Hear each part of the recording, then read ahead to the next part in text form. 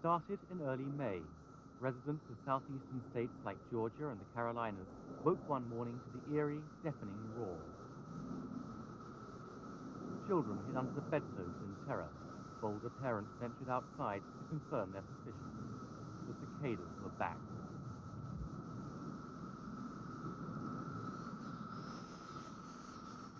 These cicadas appear only every 17 years. And after the initial shock of their return, East Coast Americans have learned to live with the din. It can exceed 100 decibels, roughly the level of a chainsaw at full throttle. As summer arrives, so the noise spreads north. Cincinnati was hit in the middle of the month. Next came Washington, New York, and Boston.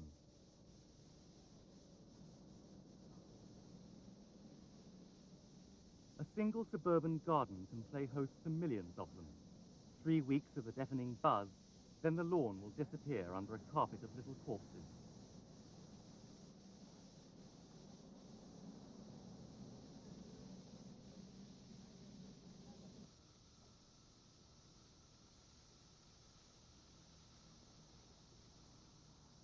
It's still summer and life must go on, but conversation around the barbecue inevitably centers on the cicadas.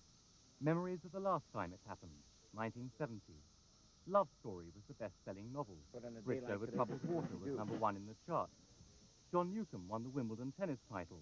The miniskirt was on its way out, and the Vietnam War was at its height. A trick they've remembered from 1970 is putting silver foil round the trunks of trees. It stops the cicadas swarming up into the foliage. They look like their locust cousins, but are happy just to sip at the sap of vegetation without actually taking a bite. It's just as well. If these were real locusts, Eastern America would be a desert.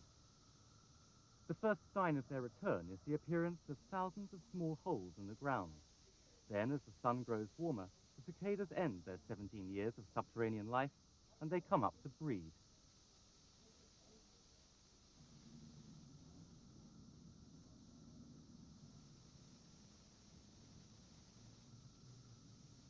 Nobody knows how the 17-year cicada counts the passing years. Other species have 13 or 7-year cycles. But it's the 17-year variety that makes the biggest swarms and the most noise.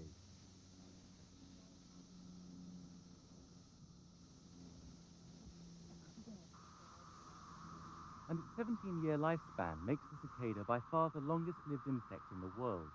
All that buzzing is aimed at attracting a mate, and so ensuring the next generation.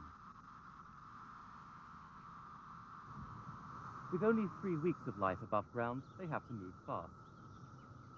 The male's role is over quickly. Having played his part, he's disemboweled by the female and falls to the ground to join the corpses of millions of his brothers.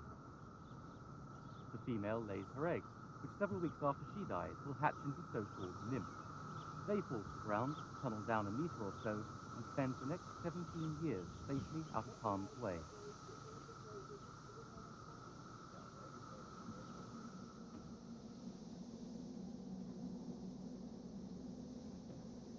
No predator relies solely on the cicada. 17 years between meals would be a long time. That and the fact that the cicadas swarm in such vast numbers means they're safe from any natural enemy. And one reason scientists know so little about them is that 17 years is a long time for any research project.